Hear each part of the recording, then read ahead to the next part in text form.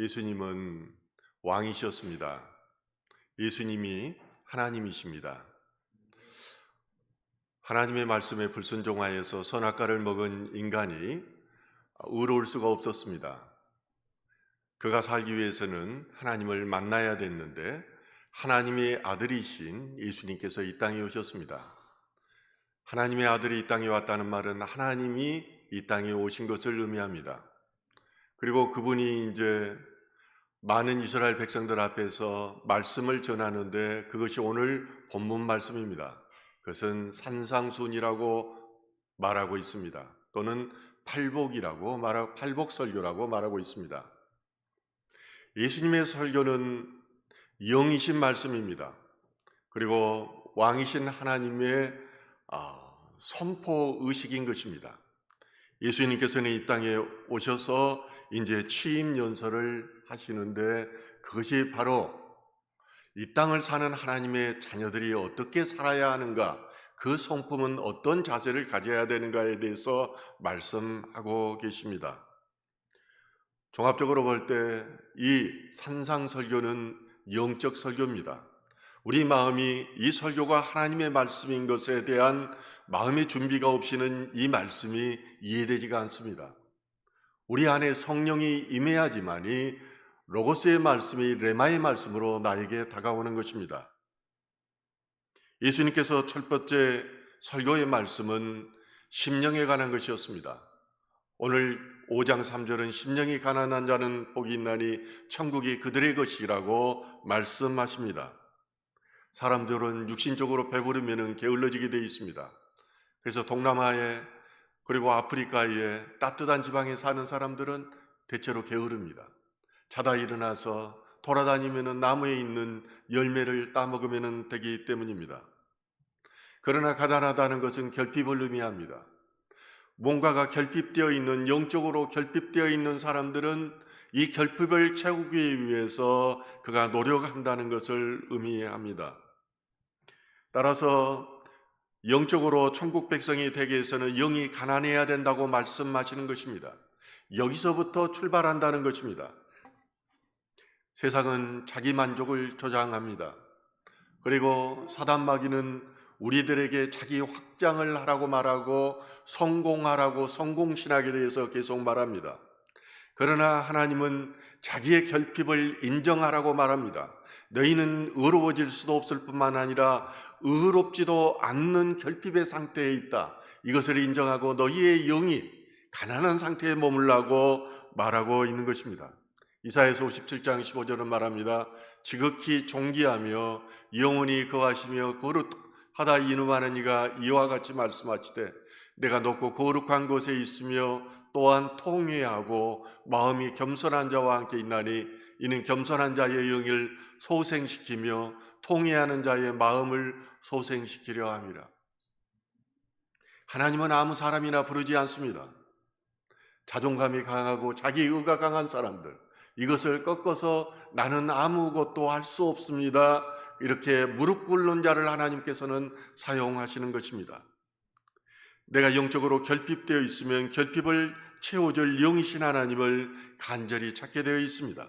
이 간절함으로 인해서 하나님 나라를 소유하게 된다는 것입니다. 이 간절함으로 인해서 천국 백성이 된다는 것입니다. 그러므로 하나님의 자녀된 성도들은 기본적으로 심령이 가난해져야 합니다.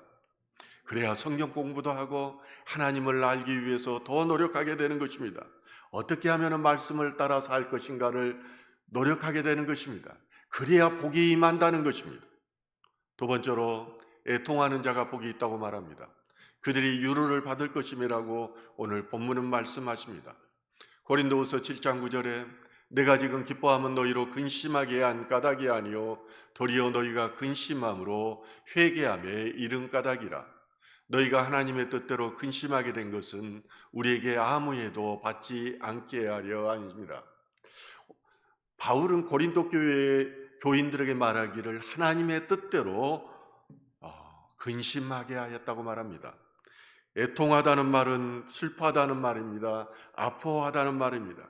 그냥 슬퍼하고 아파하는 것이 아닙니다. 하나님 앞에서 몸부림치며 고통 가운데 아파하는 것이 이 애통함입니다. 하나님 앞에 먼저 심령이 가난한 사람들은 나의 죄를 봅니다. 그리고 이제 예수 그리스도를 모르고 죽어가는 그 다른 사람들의 죄를 보게 되는 것입니다. 그리고 애통하는 마음가짐을 갖게 되는 것입니다. 하나님 없이는 살 수 없다고 애통하는 마음을 가질 때에 겸손해질 수가 있습니다. 겸손해져야 하나님께서는 우리를 사용하신다는 것입니다. 우리가 스스로의 죄에 대해서 인정하지 않고 애통하는 마음이 없다면 우리는 육신의 정욕과 안목의 정욕과 이생의 자랑으로 살아갈 수밖에 없습니다. 한번 보십시오. 선악과를 따먹은 아담이 제일 먼저 들어온 것이 무엇이었습니까? 부끄러움이었습니다. 네가 선악과를 먹으면 눈이 밝아져서 하나님처럼 된다고 하였는데 제일 먼저 들어오는 것은 부끄러움이었고 자기 안에 벌거벗음을 보게 된 것입니다. 하가 벌거벗음을 보게 되고 그 안에서 육신의 정욕과 안목의 정욕이 발생하게 된 것입니다. 이 부끄러움을 가리기 위해서 그는 무화과 나무 잎으로 가리웠습니다. 그러나 무화과 나무 잎은 무엇입니까? 햇볕이 지면은 말라버리고 다시 죄가 드러나게 되어 있습니다. 이것은 율법을 의미합니다. 율법으로는 우리가 도저히 의로울 수 없다는 것입니다. 하나님께서는 그러므로 양가죽으로 이 옷을 입히셨습니다. 내가 너희를 의롭게 해준다는 것입니다. 양가죽을 입혔다는 것은 죽음을 의미합니다. 그리고 피 흘림을 의미합니다. 예수 그리스도의 구원을 의미하는 것입니다. 너가 이제는 죄를 지음으로 도저히 하나님을 볼 수가 없는 상태이지만은 내가 옷을 입음으로 너희가 예수 그리스도를 믿음으로 다시 나의 구원 가운데 임하게 될 것이라는 것입니다. 육신의 정욕과 안목의 정욕으로 사는 사람들은 돈 버는 것이 전부입니다. 남의 사람 위에 서서 남을 지배하려고 합니다. 이들에게는 애통하는 마음이 없습니다. 그래서 하나님도 찾지 않습니다. 그들이 하는 일이라고는 돈 자랑하는 것이고 세상에서 그들을 위해 서서 남을 지배하려는 그런 것뿐입니다. 고린도후서 7장 9절에 말합니다.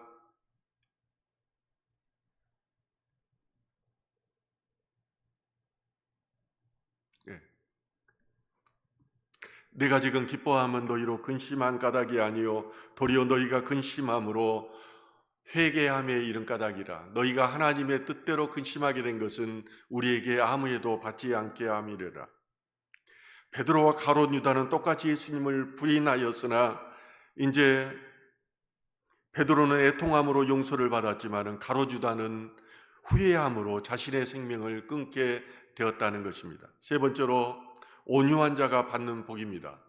마태복음 5장 5절에 온유한 자가 복이 있나니 그들이 땅을 기업으로 받을 것임이라고 말합니다.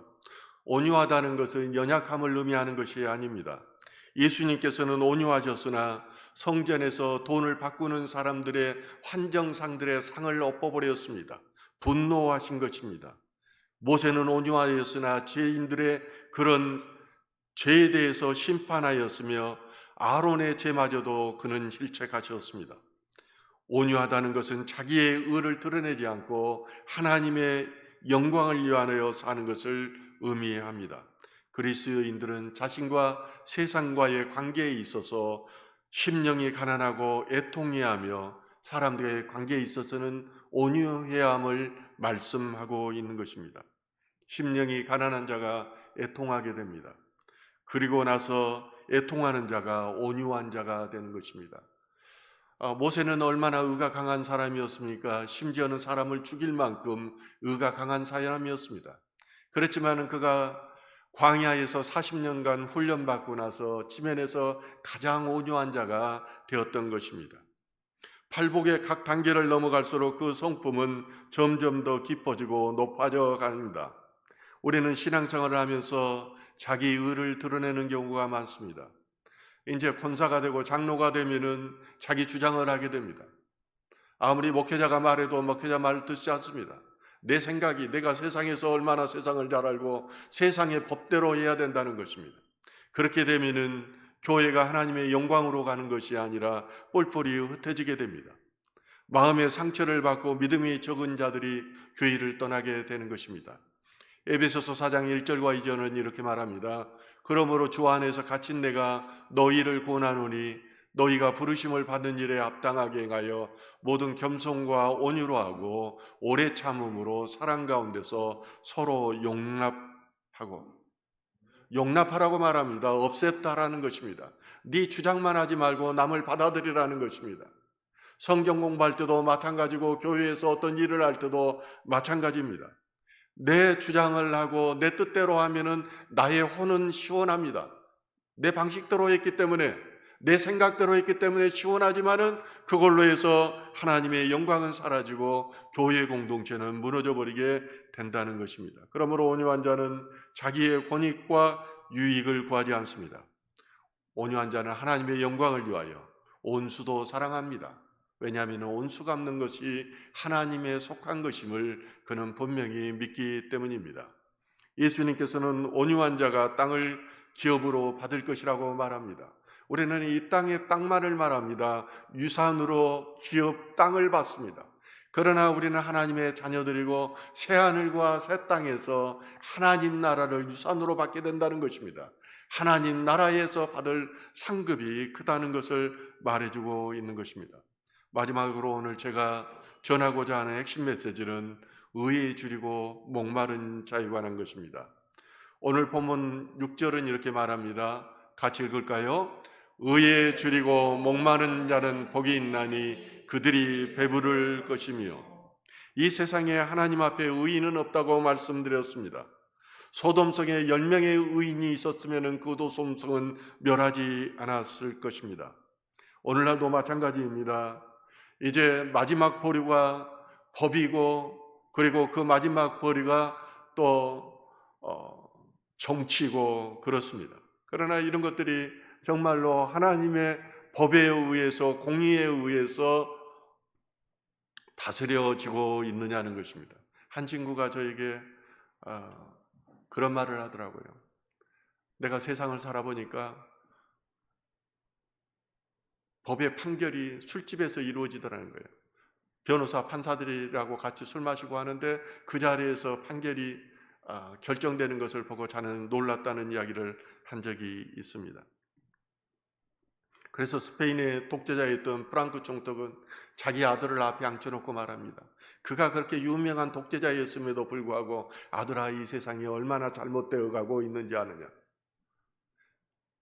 그러나 이 모든 것들은 하나님의 공의와 질서는 궁극적으로 하나님께서 하십니다.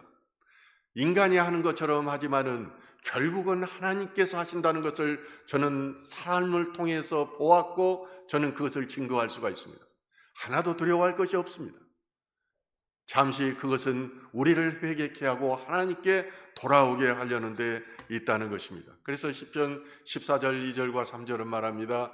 여호와께서 하늘에서 인생을 굽어 살피사 지각이 있어 하나님을 찾는 자가 있는가 보려 하신즉 다 치우쳐 함께 더러운 자가 되고 선을 행하는 자가 없으니 하나도 없도다. 벌써 수천 년 전부터 이 땅에는 공의가 없다고 말하고 있는 것입니다. 로마서 3장 10절과 12절은 이렇게 말합니다. 기록된 바 의인은 없나니 하나도 없으며 깨닫는 자도 없고 하나님을 찾는 자도 없고 다 치우쳐 함께 무익하게 되고 선을 행하는 자는 없나니 하나도 없다. 그래서 마지막 시대가 되면은 믿음 있는 자 찾기가 힘든 것입니다. 사랑이 식어지는 것입니다. 남을 찾고 속이게 되고 선의를 악의로 받아들이고 이용하기 때문에 점점 사랑이 식어져서 공의마저도 없어진다는 것입니다. 이렇게 의롭지 못한 인간이 의롭게 되기 위해서는 누군가를 믿어야 합니다. 그것이 바로 구원의 갈망입니다. 그래서 구원의 갈망은 신앙의 출발점이기도 하는 겁니다. 그러나 그 대상이 진실하고 절대자이신 하나님이어야 하는 것입니다. 보통의 하나님의 세계는 신비주의입니다. 우리는 그 신비를 인정하지 않으면 하나님의 나라를 인정하지 못합니다. 그러나 보통 이단이나 그리고 잘못된 길에 갔던 많은 이들은 이 신비를 경험한 사람이었습니다.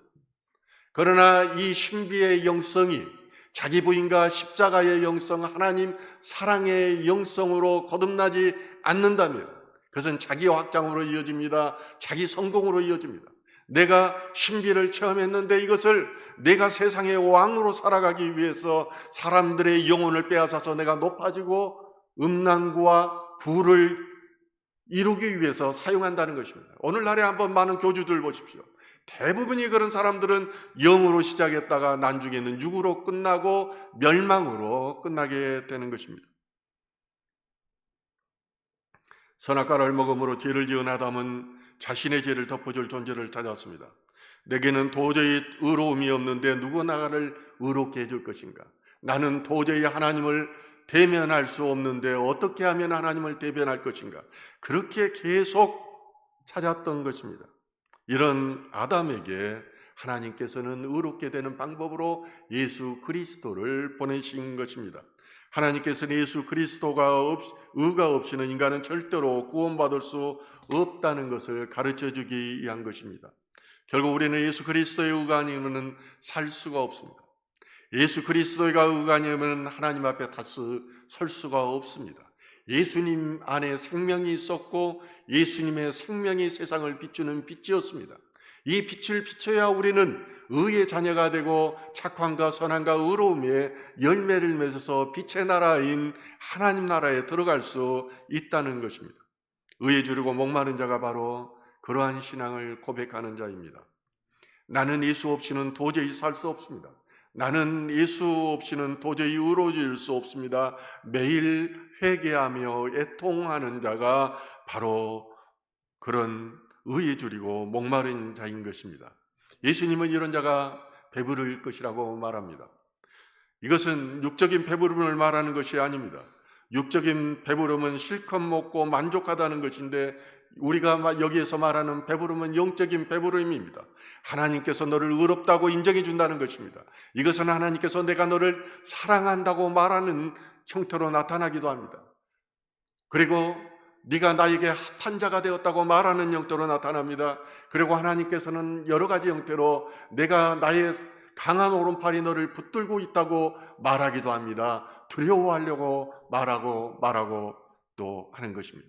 네가 이제 내 백성이 되었다는 것을 인정해 주는 것입니다. 이 말씀을 들을 때 우리는 영적으로 배부르는 것입니다. 어떤 고난이 오더라도, 환난이 오더라도, 그리고 육신은 배고플지라도 나는 하나님의 백성이고 또한 하나님의 자녀라는 것을 인정하기 때문입니다. 그 소망이 있기 때문입니다. 세상에서 우리는 아무리 낮아지더라도 예수님보다 더 낮아질 수는 없습니다. 우리는 무시를 당하고 무시를 당해도 하나님 때문에 당하는 무시는 예수 그리스도의 의 때문에 우리는 유로가 될 수 있다는 것입니다. 인간은 결국 자신의 죄를 덮을 수 없고 자신을 의롭게 만들 수 없습니다. 그러나 하나님은 가능합니다. 그것이 바로 하나님이 거저 주시는 의로움이고 사도 바울은 이것을 가리켜서 하나님의 의라고 말씀하십니다. 로마서 1장 17절은 말합니다. 복음에는 하나님의 의가 나타나서 믿음으로 믿음에 이르게 하나니 기록된 바 의인은 믿음으로 말미암아 살리란가 같으니라. 어떤 죄인도 예수님의 속죄를 힘입으면 그 모든 죄가 덮어지게 되는 것입니다. 영원히 하나님 앞에 설 수 있는 완벽한 의인으로 인정받게 되는 것입니다. 팔복의 전반부를 보면은 자신에 대한 자각이 점진적으로 증대되는 것을 발견하게 됩니다. 나중에는 처음에는 심령이 가난해졌다가 의에 줄이고 목마름으로 이 하나님의 백성이 되고 또 배부름을 얻게 되고 하나님의 자녀가 되는 그런 영광을 얻게 된다는 것입니다. 그리고 나면은 하나님의 천만 바르고 온유하고 순종하게 됩니다. 그 다음은 의가 전혀 없는 것을 깨닫고 굶주리고 목말라 하는 것입니다. 의에 대한 굶주림은 구원을 갈망하는 영혼의 상태입니다.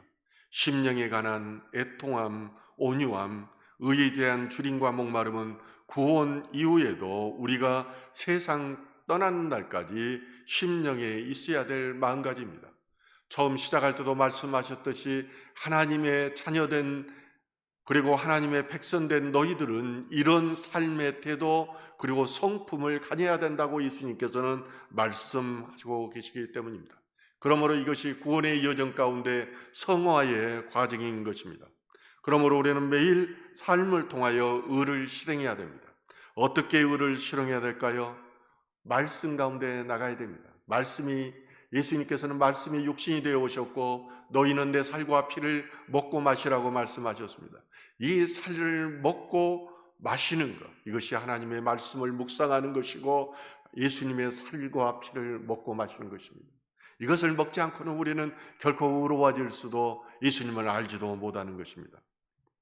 국회에서는 오늘 차별금지법 제정을 통해서 동성애를 인정하려는 그런 시도를 하고 있습니다. 오늘 오후 2시에 광화문 광장에서 차별금지법과 동성애 반대를 위한 200만 성도 집회가 있습니다.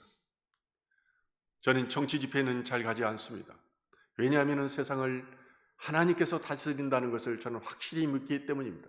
그러나 이것은 의에 줄이고 목마른 자들이 거기 나가서 하나님의 이름이 짓밟히고 영광이 짓밟히는 이때에 우리는 하나님의 자녀로서 마땅히 그 자리에서 예배를 드리며 한 목소리를 내야 될 줄로 믿습니다. 최근 대법원이 동성 커플의 건강보험 피부양자 자격을 인정하는 판결을 내렸습니다. 보통의 대법원 판결이 있으면 여기에 따른 보호안법이 세워져야 됩니다. 이걸 근거로 삼아서 이제 앞으로 계속해서 이 법에 대한 정당성을 가지고 법을 제정하려고 시도할 것입니다. 그러나 이것은 교회의 무너짐의 시작입니다. 하나님 나라의 무너짐의 시작입니다. 그러질수록 주님께서는 이제 마라나타 빨리 오시겠지만 그러나 마지막까지 너희는 그때 무엇하고 있느냐고 주님께서 물으신다면 주님, 저는 광화문 한광장에서 주님의 영광을 위하여 우리는 부르짖었나이다. 이렇게 말하는 저와 여러분 되시길 주님의 이름으로 축원합니다.